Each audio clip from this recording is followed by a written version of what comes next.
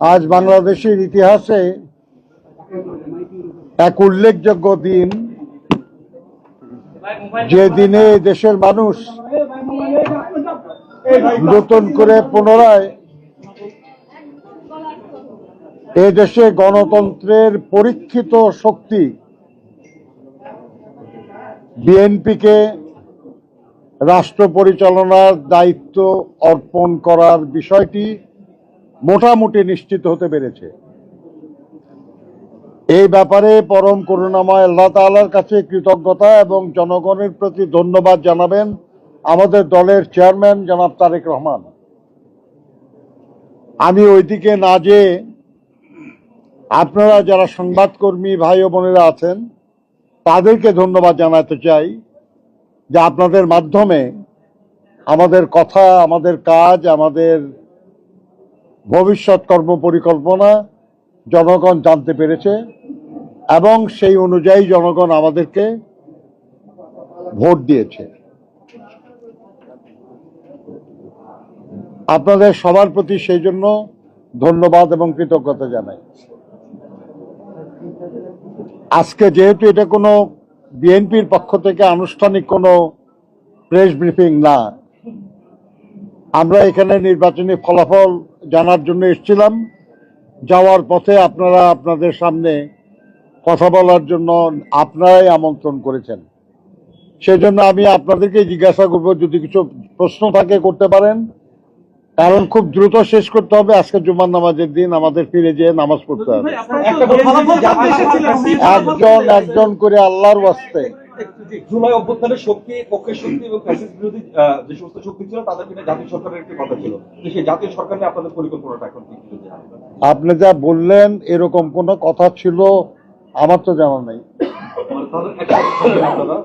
আপনি যে ল্যাঙ্গুয়েজে বললেন ওই ল্যাঙ্গুয়েজে আমরা কেউ কখনো বলি নাই, কাছেই আপনার প্রশ্নের জবাব দেবো কেমনে? আপনি তো ফলাফল জানতে এসেছেন, কি ফলাফল জানলেন এটা যদি একটু আমাদের উদ্দেশ্যে বলেন আপনার মুখে। আমরা গত রাত্রি থেকে ফলাফল ঘোষণা শুনছি। আমাদের সাথীরা সারা রাত এখানে ছিলেন এবং আজকে আমরা তাদের সঙ্গে যুক্ত হয়েছি। বিভিন্ন নির্বাচন কমিশনের পক্ষ থেকে বেসরকারিভাবে তারা তো ফলাফল ঘোষণা করে নাই, তারা বলেছেন কে কত ভোট পেয়েছে, কে বিজয়ী হয়েছে, শব্দটাও তারা উচ্চারণ করেন নাই। তো তার এর মধ্যে দিয়ে যতটুকু আমরা জেনেছি তাতে আমরা 2/3 বেশি আসনে বিএনপি বিজয়ী হয়েছে এবং বিএনপির সঙ্গে যারা যুক্ত ছিলেন জোটে তাদেরও অনেকেই বিজয়ী হয়েছেন। কাজে আমরা মনে করি যে এর মাধ্যমে জনগণ আগামী 5 বছর বাংলাদেশের জনগণের কল্যাণের দায়িত্ব তারা বিএনপি এবং বিএনপির নেতা জনাব তারেক রহমানের উপর অর্পণ করেছে। গণভোটে হ্যাঁ মোটামুটি জয়যুক্ত হয়েছে বলে আমরা ধারণা করছি। তাই তো হওয়ার কথা, কারণ আমরাও তো গণভোটে হ্যাঁ ভোট দেওয়ার জন্য জনগণকে আহ্বান জানিয়েছিলাম। নির্বাচনের সার্বিক পরিবেশ যা ছিল শতভাগ সন্তুষ্ট কিনা আপনার দল, বা আপনি তো সমন্বয়কের ভূমিকা পালন করেছেন, সেই হিসাবে এই নির্বাচন অন্যান্য নির্বাচনের সাথে যদি কম্পেয়ার করেন সেক্ষেত্রে মানে এটাকে কিভাবে মূল্যায়ন করবেন? কোন ব্যাপারে কে শতভাগ সন্তুষ্ট হয় ভাই? শতভাগ সন্তুষ্টি তো খুব কঠিন ব্যাপার। কতটুকু? মোটামুটি, কারণ আল্লাহর অসীম মেহেরবানি যে এর আগের অনেক নির্বাচনে আরো অনেক বেশি প্রাণহানি হয়েছে, অনেক বেশি ক্ষতিগ্রস্ত হয়েছে মানুষ, অনেক বেশি রাষ্ট্রীয় সম্পদ হানি হয়েছে। এবার আল্লাহর অসীম মেহেরবানিতে তেমন কিছু হয় নাই। এটা খুব গুরুত্বপূর্ণ বিষয়। তবে দীর্ঘদিন ভোট না দিতে ভোট না দেওয়ার যে একটা সংস্কৃতি আমাদের জনগণের মধ্যে গড়ে উঠেছিল সেটা পুরাটা আমরা ফিরিয়ে আনতে পারি নাই। আমরা আশা করি যে আগামী দিনগুলিতে আমরা পারবো জনগণকে ভোটের প্রতি আরো আগ্রহী করতে পারবো, যাতে সব মানুষই ভোট কেন্দ্রে আসে এবং তাদের অধিকার প্রয়োগ করে রাষ্ট্র পরিচালনার দায়িত্ব দেওয়ার ব্যাপারে। স্যার, চট্টগ্রাম 2 ও 4 আসনের ফলাফল আপিল বিভাগের আদেশের কারণে ঘোষণা করা হয়নি। ওখানে আমরা যতটুকু জানি বিএনপি প্রার্থী এগিয়ে আছে। এখন এই বিষয়টা সুরাহা কিভাবে হবে? আদালত এই ব্যাপারে সিদ্ধান্ত যখন দিবে, নির্বাচন কমিশন তখন এই ফলাফল আনুষ্ঠানিকভাবে ঘোষণা করবেন এবং গেজেট প্রকাশ করবেন।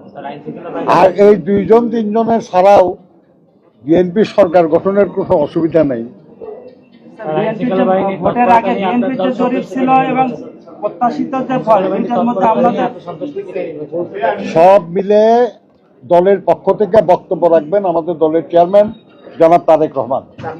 আজকে আপনারা যদি সব ব্যাপারে আমার কাছে জানতে চান, আমি তো আপনার বলতে পারবো না, বলা উচিত হবে না আমার। তার মধ্যরাতে জামায়াত ইসলামের 12 সদস্যের একটি প্রতিনিধি দল এখানে এসেছিল, তখন রাত 4টা বাজে।